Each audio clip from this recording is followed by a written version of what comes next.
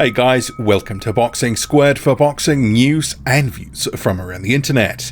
This is the post-fight reviews for the Samuel Peter and Hughie Fury fight, and also Hemi Ahio vs Ali Kiyden in Saudi Arabia on the Amir Khan card.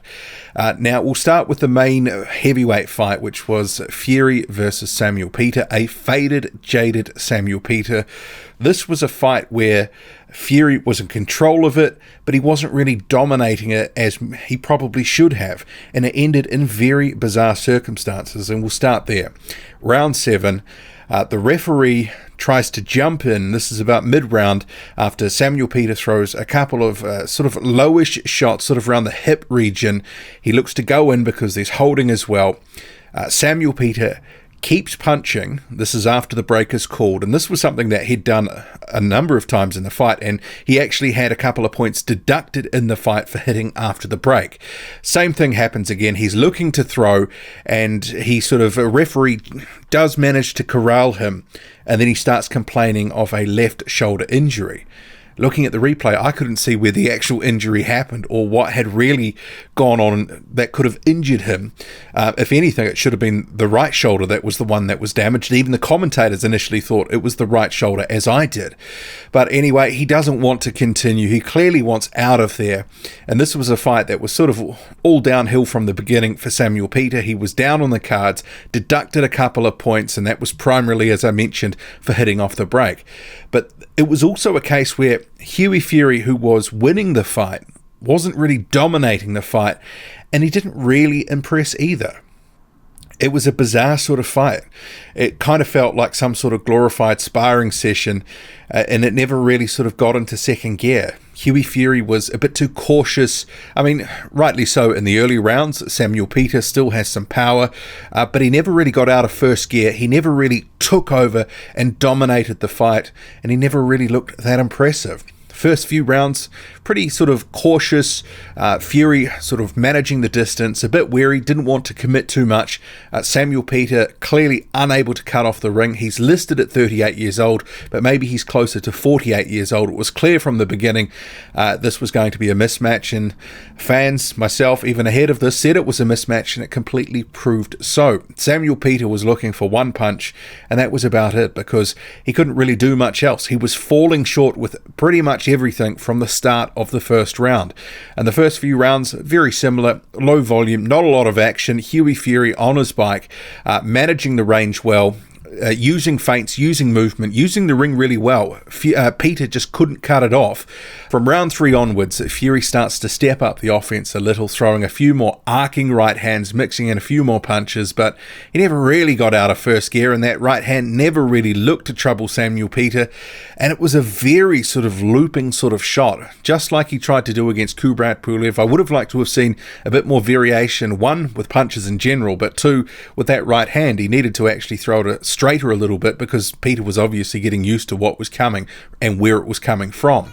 And from this round, round 3, Samuel Peter started to rough up Hughie Fury a little bit more, started landing a few low blows, and the fight was stopped momentarily because of a low blow.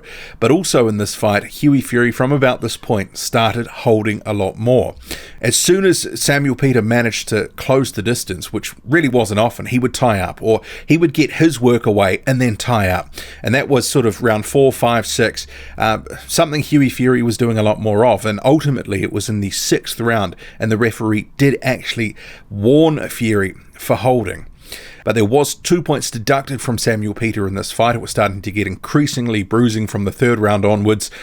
Peter in the 4th round clipped Fury with a solid left hook, probably his best shot of the fight, but it was an illegal shot, and he was deducted a point. And for the first time late in the round, Fury introduced a little bit more variation. He threw a left uppercut off his right hand. And that was something I think, we didn't see enough of. There wasn't enough variation from Fury. There was a lot of flicking of the jab. There was a lot of movement, a lot of feinting. He would look for the arcing right hand either to the head or the body, but there wasn't a lot else. Round 5, Peter lands another low blow when he was tied up on the inside. The ref calls for a break, and he hits Fury again after the break. He's deducted another point. And at this point, Peter clearly getting frustrated that he's not allowed to work on the inside. Fury is tying up when they do get close. And round 6, Peter again lands another low blow on Hughie Fury. Fury at this point, he's certainly in control of the fight. He's winning the fight, but he's not really dominating it. He's not beating Peter up. He's not committing to the jab enough. And Peter actually starts to take a few risks. Hughie Fury is not really keeping Peter off him. It was probably Peter's best round of the fight, round 6, although probably not enough to win it, but there was flicking jabs from Hughie Fury. He wasn't committing to it. He was either worried about Samuel Peter still having something in his right hand that could land and hurt him, or, I mean, who knows, but he just wasn't doing enough to keep Peter off him. But he was doing enough to win the fight, and then it was all over in those bizarre circumstances the next round. It was a strange fight. Hughie Fury wins it TKO in the 7th round. Bizarre circumstances.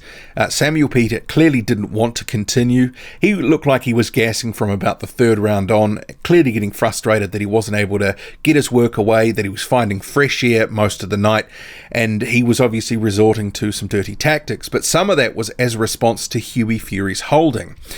So overall, it's a win for Hughie Fury, but you know, this was a fight where he could have, at short notice, this was only made about 2.5, 3 weeks ago, he needed to go in there and look good. It needed to be a bit of a showcase fight.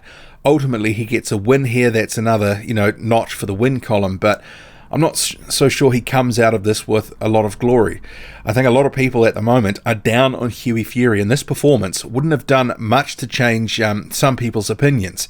He won it, and, he was in control of the fight, but against a guy like Samuel Peter, who is so faded now, he didn't really dominate as he probably should have. There was a lack of variation. He didn't want to commit enough, and the jab wasn't used as much as it could be, or effectively as it could be. And ultimately, as late as the 6th round, Samuel Peter decided, well, this guy's not keeping me off him. I'm just going to start charging him, and this is what he was doing. Without a whole lot of success, but if Samuel Peter, after that much, a length of time, being so faded, his legs are clearly gone at this stage in his career, I just didn't think Hughie Fury was doing enough to really control Peter as he might have. So, who knows what next for Hughie Fury. There's, they've sort of said that he's above British level, English level, that sort of thing, but I think after seeing what we've seen against Chris Norrad and Samuel Peter, that maybe they do need to have another sort of Sam Sexton level fight, something like that, just for him to just keep working on a few things. He clearly is maybe betwixt and between about what he wants to do, about mixing in aggression, but also with his sort of moving style. It sort of seems like he hasn't settled on what he really wants to do and how he wants to fight. And we got a bit of a so-so performance. He probably could have and should have done better in this fight. What did you make of it? And just on the other fight of the night, Hemi Ahio versus Ali Kiyden, it was all over in 60 seconds. Hemi Ahio knocks out Ali Kiyden, takes his O, and Hemi Ahio remains unbeaten. This was a fight where both guys came out swinging, and ultimately in the shootout, Hemi Ahio landed the more telling work and was able to rock Ali Kiyden. It was with a left hook. He buzzed him and then follows up with a right hand, and then a right hook finishes him. He's down on the canvas. It was like he was down like a sack of potatoes off a cliff. He was out of there, all over the place. The ref had to wave it off when Kiyden was clearly just out on his feet, couldn't continue. Hemi Ahio gets the win. It was an impressive display of power, but I think we have to just temper expectations with Hemi Ahio based on this opponent, because Kiyden was very unproven. He'd faced a lot of nobodies coming up to his 7-0 status ahead of this fight. He did actually land a few uppercuts on Ahio. He was powerfully built. He may have even had the power edge in that fight. He did land some shots of note.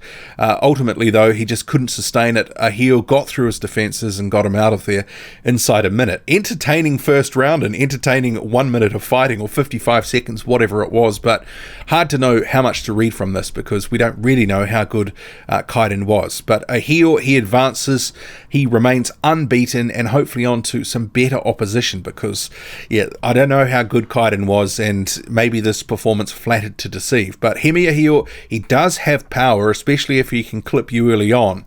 It remains to be seen how far he can go in the division. He's a smaller heavyweight at 6 foot. We shall see where they take him next. This was only scheduled for 4 rounds, so I was surprised that it was only a 4-rounder, but Ahio got the job done.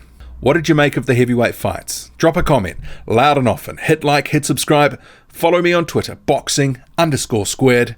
I'm out.